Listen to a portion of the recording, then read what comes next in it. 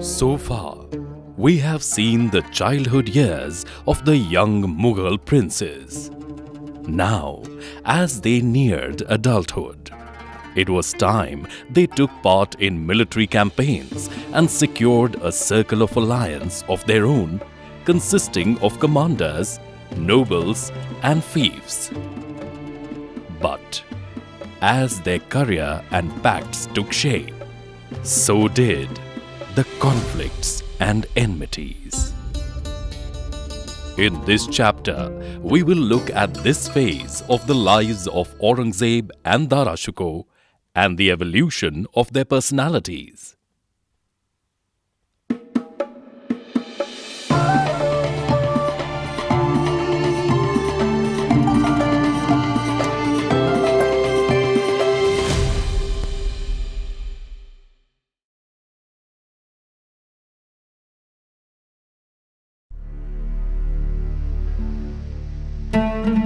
After witnessing Aurangzeb's bravery against the Berserk elephant, Shah Jahan was looking for an opportunity to put Aurangzeb's liking for action to good use. The Rajputs of Orchha had been vassals of the Mughal Empire since Akbar's time. But now, its ruler, Jujhar Singh, rebelled against the empire. Shah Jahan decided to retaliate by completely taking over the state. My trusted generals, you are very well aware of the treachery in Orchha. We do, Jabana. And you are also very well aware of how a Mughal emperor deals with such an insolence. Yes, Jahapana. Just order us, and we will crush the usurpers and restore Mughal supremacy over the land. I trust in your capacity, revered generals. However, this time, I want to test Aurangzeb for his mettle. I am appointing him as a commander of 10,000 troopers and 4,000 cavalries. He shall lead this expedition. But Jabana, he is just 17. Don't worry. His in-chargeship will only be nominal. He will follow you from the rear, while you will guide and advise him about every action. But let Aurangzeb make the final decision. This way, Aurangzeb shall gain first-hand experience of a military campaign and shall learn from you his first lessons of leadership and decision-making. It didn't take time for the three capable generals to make early victories and capture the fort of Orchha.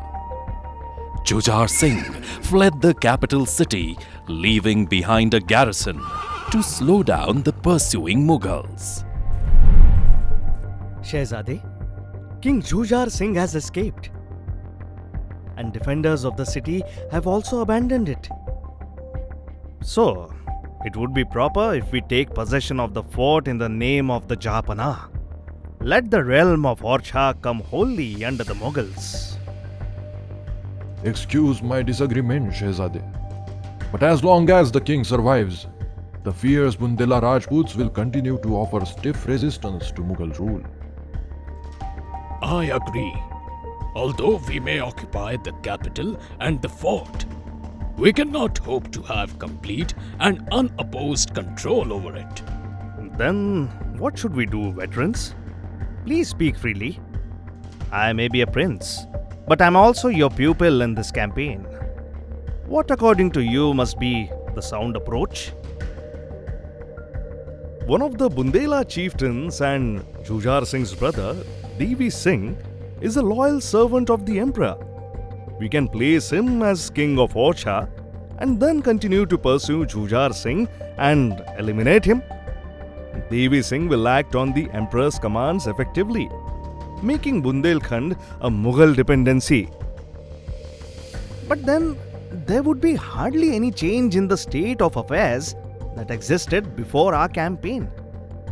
We have marched all the way from Jhansi, paving the way for our troops still here, costing lives and money. If all this was merely to replace one Rajput on the throne with another, then it does not seem worthy of all that effort to me. We embarked on this campaign seeking blessings from Allah, the Most Gracious. It would be a shame if we do not have anything conquered to offer in His name. What you speak is indeed wise and appropriate, Shehzade. But if we are not patient now and take a complete control over the land to justify the efforts made so far, then the men and wealth we may need to maintain the hold on this land will cost us much more. Hence, it is my advice to first place a puppet king to watch our back while we eliminate the fleeing rebel. We shall make our gains for the Emperor and the Almighty when the time is ripe, O Prince. Very well then. I have faith in your experience and your loyalty towards my father. Let us do it your way. You have my permission to proceed with the plans you propose. Aurangzeb had not anticipated at this moment how difficult and long the expedition was going to be. A rigorous pursuit through jungles and through cold months of winter awaited him. Meanwhile, Dara was in the comforts of the capital city, accompanying his father. Instead of sending him on an expedition, Shah Jahan found it more fitting for him to be trained for the role of a regent. Most of the time till now, he had Dara accompanying him in the palace, observing and learning, while he carried out official duties from the palace itself. Dara, would you join me at the Jharokha today? But I am merely a servant to your command. Then I command you to come with me. शहंशाह हिंदुस्तान जिंदाबाद शहंशाह हिंदुस्तान जिंदाबाद शहंशाह Hindustan Your great-grandfather, Akbar, had started this tradition. This Jharokha is a novel way that connects the most powerful person in the empire to its poorest peasant. Here, every day, anyone willing to see me, to speak with me, or to raise a complaint about anything directly to me can do so. शहंशाह हिंदुस्तान जिंदाबाद शहंशाह हिंदुस्तान जिंदाबाद शहंशाह हिंदुस्तान जिंदाबाद Do you know what is special about it? Every Mughal emperor has appeared in the Jharokha every day. Only the Mughal emperor and no one else. But today, I want you to stand with me. Come forth.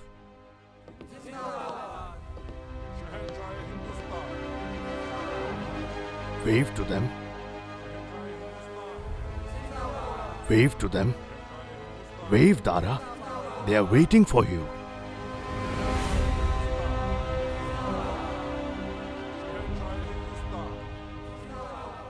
For them, an emperor is a god. Emperor is a father. He is their protector, and he is their sustainer. Look at them, and fill your eyes and heart with this sight, and never forget it. One day, you shall be their emperor, their father, their protector, their sustainer, Dara. And may this moment always be a reminder of that.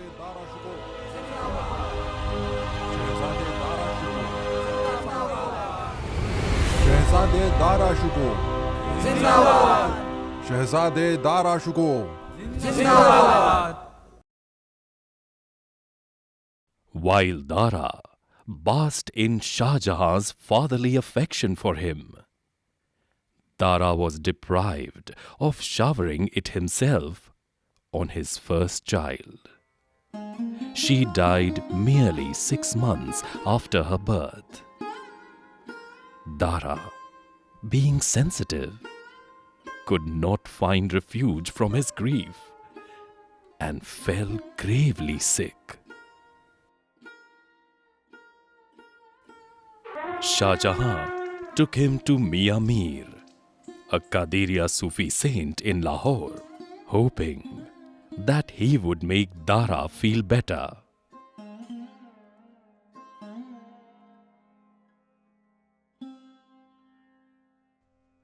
The grace of Awliya Allah in worldly life and in the world hereafter is alike. Rather, after death, it is more intensified, because in worldly life, bodily beings and states are obstacles that after death remain no more. Dara, your baby is happier there. She has gone to him as an innocent child before any sin could foul her heart. The Almighty shall love her more than you would have. Baba Mir!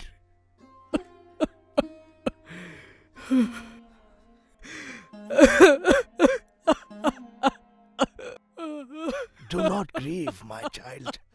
Do not grieve. Dara found solace in Mia Mir's gracious spiritual mentorship. He and Jahanara became followers of the Qadiriya Sufism with utmost submission.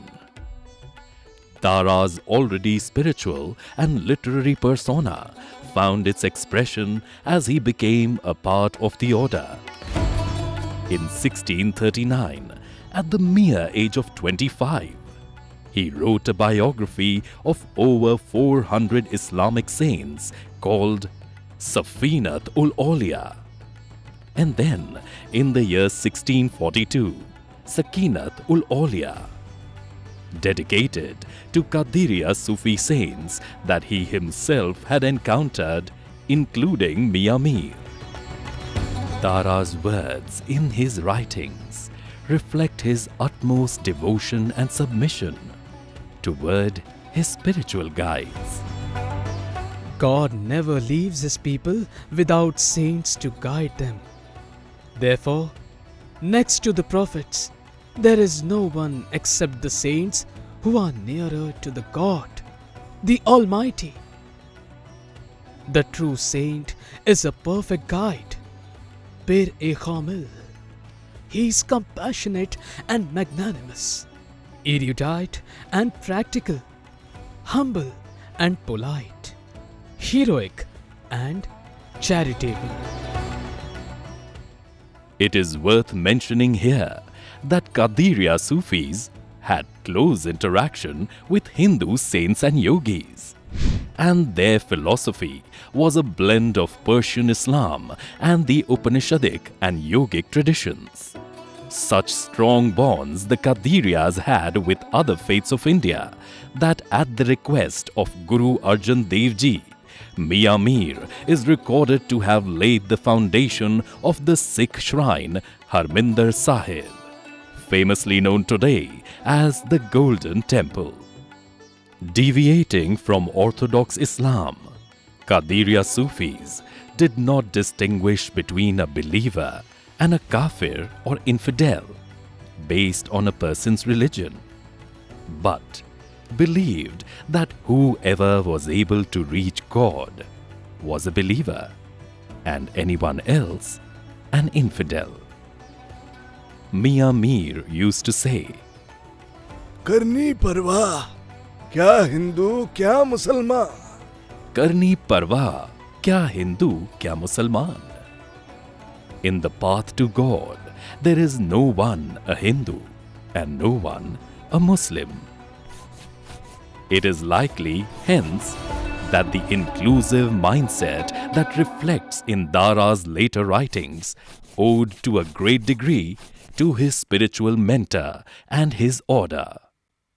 While on the one hand, Dara was getting lessons of spirituality, peace, and religious harmony. Aurangzeb, on the other hand, was learning the brutality of war and the Mughal way of using religion for political objectives. Jujhar Singh evaded the Mughals for months. He made Aurangzeb and his troops cross rivers, go through muddy swamps, deep jungles, and all these through the freezing winter. Mughals pursued the Rajput king for nearly 1,000 kilometers over more than 2 months. The Mughal camp received the report that the tribal Gonds near today's Chandrapur found the rebels sleeping in the dense jungles of their land.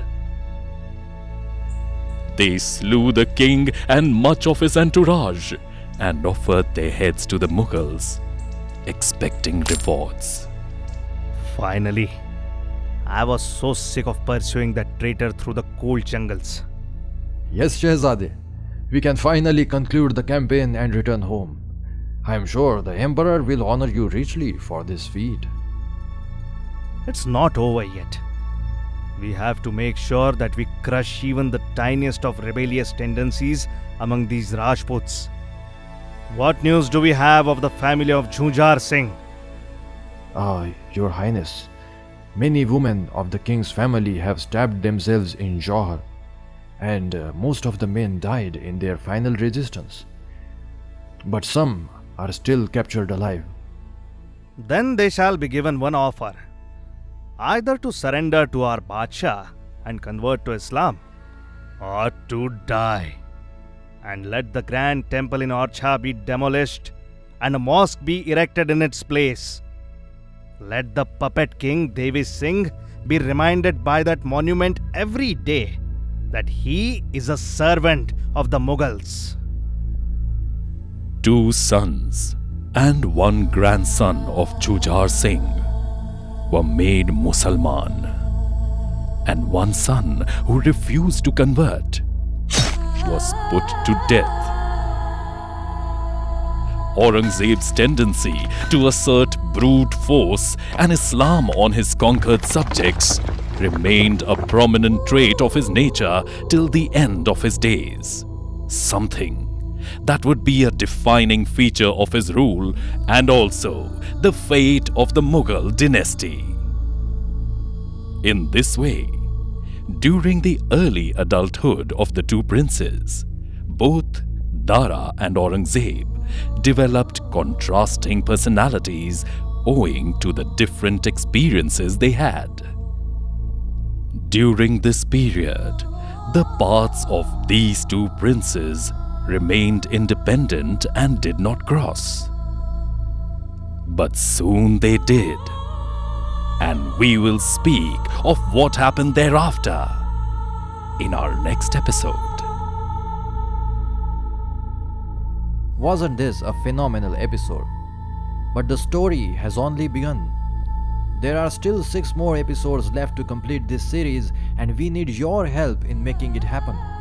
Glimpses Studio is composed of researchers, scriptwriters, voice actors, artists, animators, editors, etc. This is a crowdfunding project, and to help this talented team finish it, you can contribute by visiting glimpsesanimations.com. With a yearly contribution of just $100, which is less than $10 a month, you can help us keep making such creations. Needless to say, please do like this video and share it with history and animation lovers.